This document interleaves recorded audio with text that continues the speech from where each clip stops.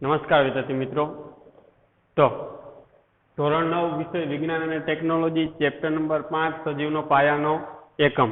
તો આને આપણે આગળના ભાગની અંદર ચર્ચા કરી ગયા। કોષ છે તો કોષના અલગ અલગ જે પ્રકાર હોય તો કોષના અલગ અલગ પ્રકાર વિશે પણ આપણે ચર્ચા કરી ગયા છીએ। તો હવે કોષ છે એ આપણા માટે કેટલો અગત્યનો છે, કોષ આપણા માટે કેટલો અગત્યનો છે એના વિશે સમજ મેળવવા જઈ રહ્યા છે। હજી કોષ વિશે વધારે વધારે આપણે માહિતી મેળવવાનો પ્રયત્ન કરીશું। આપણને ખબર છે કોષની શોધ કરનાર વૈજ્ઞાનિક કોણ હતો, કેવી રીતના એને શોધ કરી હતી એ આગળના ભાગની અંદર આપણે ચર્ચા કરી ગયા છે। રોબર્ટ હુક નામનો વૈજ્ઞાનિક હતો, એને જે ઓક નામનું વૃક્ષ છે ને એની જે છાલ હોય એની અંદર એક મધપૂડા જેવી જે રચના જોઈ હતી, મધપૂડા જેવી જે રચના જોવા મળે છે, ખાના જેવી રચના જોવા મળે છે, એને કોષ તરીકે ઓળખવામાં આવે છે। તો હવે એનાથી આગળની આપણે વાત કરીશું કે કોષ છે તો કોષ છે એ સજીવનો શું કહેવાય બંધારણીય તેમજ ક્રિયાત્મક એકમ ગણવામાં આવે છે। શા માટે? જો ખૂબ જ અગત્યની બાબત છે, યાદ રાખજો કે શા માટે કોષને સજીવનો બંધારણીય તેમજ ક્રિયાત્મક એકમ કહેવામાં આવે છે। તો કે શા માટે કોષને સજીવનો બંધારણીય તેમજ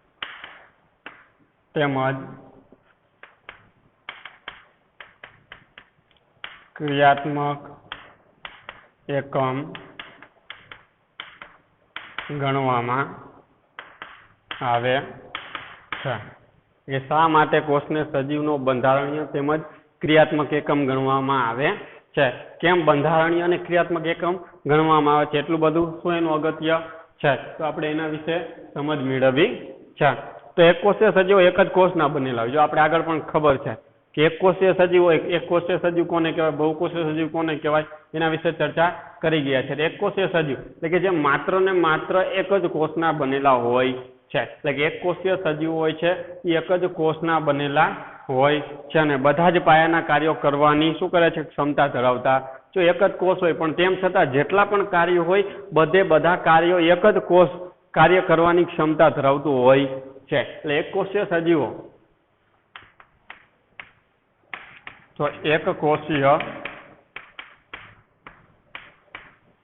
સજીવો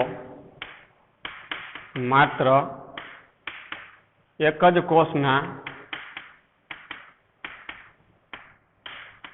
બનેલા હોય છે। એક કોષીય સજીવ હોય તો માત્ર એક જ કોષના શું થયેલા હોય છે, બનેલા હોય છે અને બધા જેટલા પણ કાર્યો છે બધા કાર્યો કરવાની શું ધરાવે છે, એક જ કોષ બધા જ પાયાના કાર્યો કરવાની ક્ષમતા ધરાવે છે। અને આ એક જ કોષ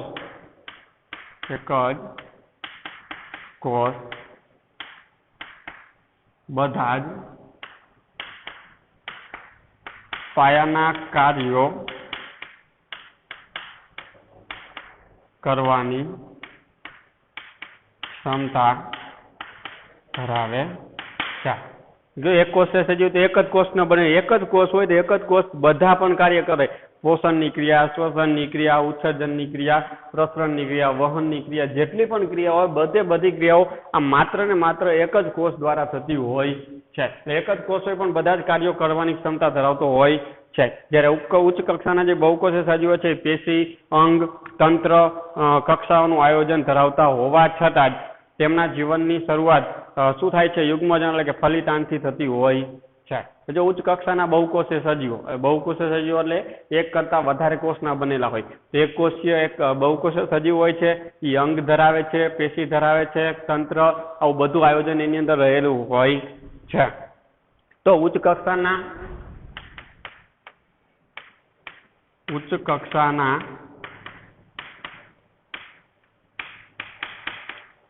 બહુકોષીય સજીવો પેશીઓ, અંગ અને ખાલી તંત્રનું આયોજન ધરાવે છે। એટલે બહુકોષીય સજીવ હોય છે જો એ પેશીઓ પણ ધરાવતા હોય, અંગો પણ ધરાવે છે અને તંત્ર પણ, અલગ અલગ પ્રકારના તંત્ર પણ એની અંદર રહેલા હોય છે. દરેકનું એની અંદર શું હોય છે? આયોજન હોય છે. પણ તેમ છતાં એમના જે જીવનની શરૂઆત છે એ ફલિતાનથી થાય. તેમ છતાં તેમના જીવનની જે શરૂઆત છે એ એક ફલિતાનથી થતી હોય છે, ધરાવે છે. તેમ છતાં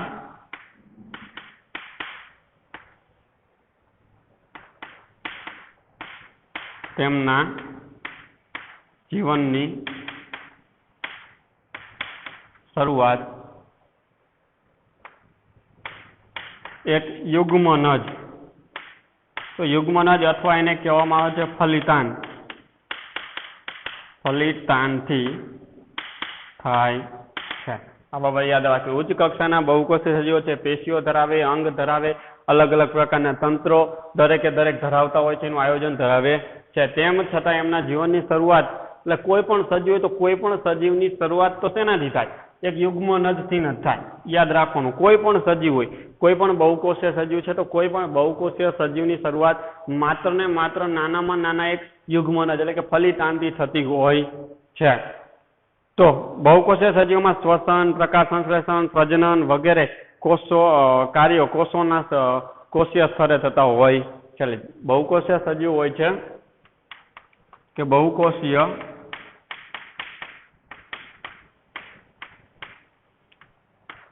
સજીવોમાં શ્વસન, પ્રજનન,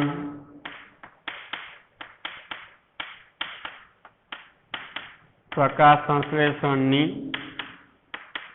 ક્રિયા, આ બધા જ કાર્યો કોષીય સ્તરે થતા હોય છે. આ બધા કાર્યો એટલે કે પ્રજનનની ક્રિયા છે, શ્વસનની ક્રિયા છે કે પછી પ્રકાશ સંશ્લેષણની ક્રિયા છે, જેટલી પણ ક્રિયાઓ છે દરેક ક્રિયાઓ છે એ કોષીય સ્તરે થાય. એટલે ટૂંકમાં કોષના અનુલક્ષીને જ આ ક્રિયાઓ થતી હોય છે. અને આથી જ કોષને સજીવનો બંધારણીય તેમજ ક્રિયાત્મક એકમ, આવા બધા જે કારણો છે, ભલે અલગ અલગ પેશી ધરાવે, અંગ ધરાવે, તંત્ર ધરાવે, પણ તેમ છતાં એને જીવનની શરૂઆત તો શું થાય? યુગ્મનજથી જ થાય છે. શ્વસનની ક્રિયા, પ્રજનનની ક્રિયા, પ્રકાશ સંશ્લેષણની ક્રિયા, આ બધા જ કાર્યો કોષીય સ્તરે કરી શકે છે. અને એટલા જ માટે આથી જ કોષને સજીવનો બંધારણીય તેમજ ક્રિયાત્મક એકમ ગણવામાં આવે છે. અને આથી જ કોષને શું કહેવામાં આવે? સજીવનો બંધારણીય તેમજ ક્રિયાત્મક એકમ ગણવામાં આવતો હોય છે. એટલે તમને પ્રશ્ન પૂછે શા માટે કોષને સજીવનો બંધારણીય તેમજ ક્રિયાત્મક એકમ ગણવામાં આવે છે? તો આવા બધા કારણોના લીધે તમે એને બંધારણીય તેમજ ક્રિયાત્મક એકમ ગણવામાં આવતો હોય છે. તો જો કોષ હોય તો કોષ સાથે સંકળાયેલા અલગ અલગ ભાગ હોય છે, અલગ અલગ સજીવ હોય છે. સજીવ હોય તેની અંદર કોષ રસ હોય, કોષ કેન્દ્ર હોય, કોષ રસ પટલ હોય, પછી કોષ દિવાલ હોય, તો આવા અલગ અલગ ભાગ હોય છે. તેમાંનો જ એક ભાગ છે જેના વિશે આપણે ચર્ચા કરવી. કોષ શાનો બનેલો છે, કોષનું બંધારણીય આયોજન શું છે, તો એના વિશે આપણે ચર્ચા કરવી છે. તો કોષરસ પટલનું સ્થાન, એની લાક્ષણિકતા, એના કાર્યો શું હોય છે એની આપણે વાત કરવી છે. પહેલા તો કોષનું આયોજન કેવી રીતના થાય છે? કોષો હોય છે તો કોષ કેવી રીતના આયોજન કરતા હોય છે? એટલે કોષનું આયોજન કેવી રીતે થાય છે? કે કોષનું આયોજન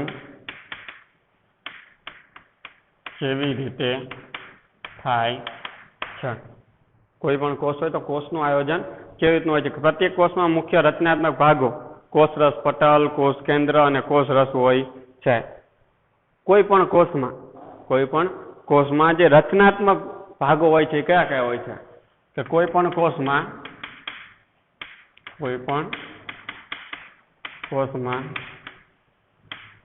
મુખ્ય રચનાત્મક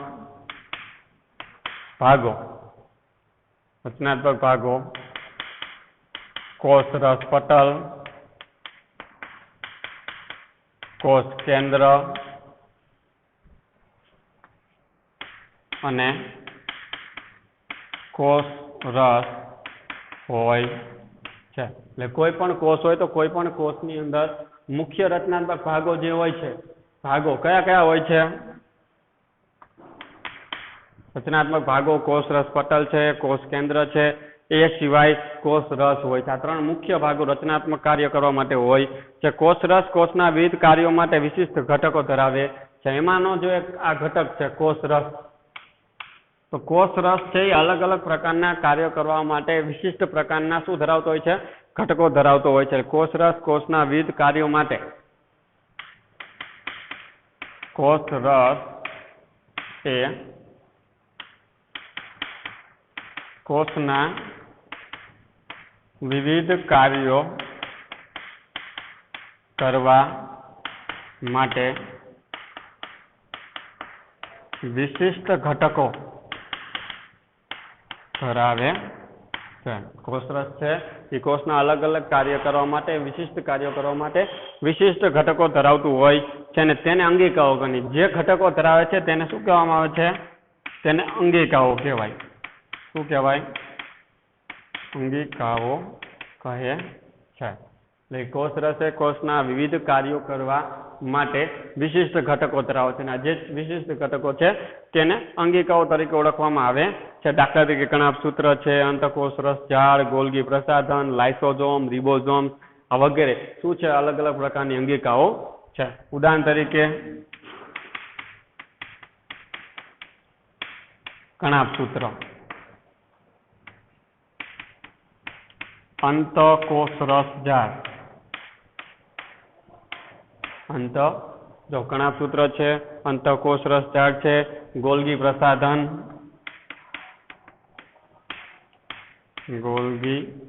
પ્રસાધન, લાઇસોઝોમ, રિબોઝોમ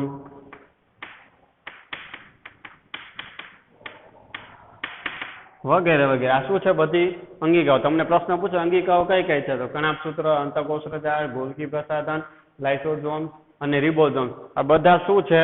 એક પ્રકારની અંગિકાઓ છે અને દરેકે દરેક અંગિકાઓ છે એ કોષ રસની અંદર કોષના વિવિધ કાર્યો કરવા માટે ઉપયોગી બનતી હોય છે. આમ વિવિધ અંગિકાઓ ધરાવતો કોષ રસ, કોષ કેન્દ્ર અને કોષને ઘેરતા કોષ રસ પટલ દ્વારા કોષનું આયોજન થાય છે. આમ વિવિધ અંગિકાઓ ધરાવતો આ જે કોષ રસ છે એ શું છે? કોષ રસ એ કોષ કેન્દ્ર છે, એ સિવાય કોષને ઘેરતો કોષ રસ પટલ દ્વારા એનું આયોજન થતું હોય છે. કે આમ વિવિધ અંગિકાઓને ઘેરતો કોષ રસ અથવા આમ વિવિધ અંગિકાઓ ધરાવતો કોષ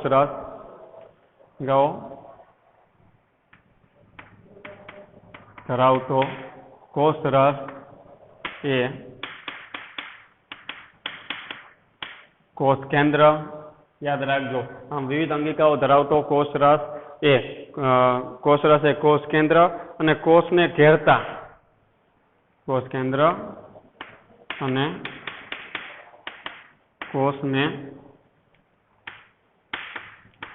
ઘેરતા કોષ રસ પટલ. કોષ રસ પટલ દ્વારા શું થાય છે? કોષનું આયોજન થાય છે અથવા તો કરે છે. શું આમ વિવિધ અંગિકાઓ ધરાવતો કોષ રસ. જો કોષ રસ છે શું ઘણી બધી આવી અલગ અલગ પ્રકારની અંગિકાઓ ધરાવે છે. એ કોષ કેન્દ્ર છે અને કોષને ઘેરતો જે કોષ રસ પટલ દ્વારા કોષનું શું થતું હોય છે? ટૂંકમાં કોષ કેન્દ્ર અને કોષ રસ પટલ આ બંને દ્વારા શું થાય છે? કોષનું આયોજન થતું હોય છે. તો આ આયોજનથી કોષની બધી પ્રવૃત્તિઓ અને કોષની તેમના પર્યાવરણ સાથેની આંતરક્રિયાઓ શક્ય બને છે. તો આયોજનથી જ કોષની બધી જ પ્રક્રિયાઓ. તો આ આયોજનથી જ કોષની બધી પ્રવૃત્તિઓ, આ આયોજનથી જ કોષની બધી પ્રવૃત્તિઓ અને કોષની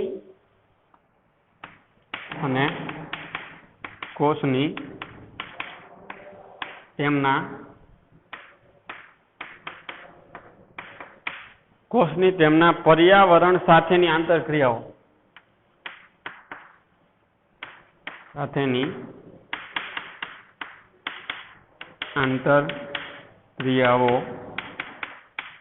શક્ય બને છે. યાદ રાખજો, આયોજનથી જ કોષની બધી પ્રવૃત્તિઓ અને કોષની પર્યાવરણ સાથેની જેટલી પણ ક્રિયાઓ છે બધી ક્રિયાઓ શું બને છે? શક્ય બને છે. એટલે કોષનું આવું આયોજન હોય છે. એટલે કોઈ પણ કોષમાં મુખ્ય રચનાત્મક ભાગો કોષરસ પટલ, કોષ કેન્દ્ર અને કોષ રસ, આ ત્રણ મુખ્ય હોય છે.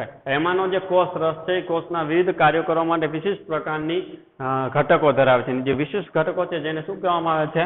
અંગિકાઓ કહેવામાં આવે છે. ઉદાહરણ તરીકે કણાભસૂત્ર, અંતઃકોષરસજાળ, ગોલ્ગી પ્રસાધન, લાઇસોઝોમ, રિબોઝોમ, આ બધી જ અંગિકાઓ છે.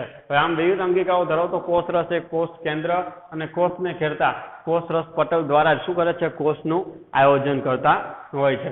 આ આયોજનથી જ કોષની બધી જ પ્રવૃત્તિઓ અને કોષની પર્યાવરણ સાથેની બધી જ ક્રિયાઓ છે એ આંતરક્રિયાઓ છે એ શું થાય છે? શક્ય બને છે. જો આવું કોઈ આયોજન ન થતું હોત તો આયોજન વગર કોષ કોઈ પણ જાતના કોઈ કાર્ય કરી શકત નહીં. તો આ આયોજન છે એ ખૂબ જ અગત્યનું હોય છે. એના પછીનો જે પોઈન્ટ આવે છે કોષરસ પટલ. તો કોષરસ પટલની લાક્ષણિકતાઓ છે. આપણે જો કોષરસ વિશે ભણ્યા, હવે કોષરસ પટલ વિશે આપણે આગળના પોઈન્ટની અંદર ચર્ચા કરવાની છે કે કેવી લાક્ષણિકતાઓ ધરાવે છે, એનું સ્થાન શું કયું છે, એની લાક્ષણિકતાઓ શું છે, એના કાર્ય શું છે, એની આપણે ચર્ચા કરવાની છે, જેની આપણે આગળના વિડીયોની ચર્ચા કરીશું. જય હિન્દ.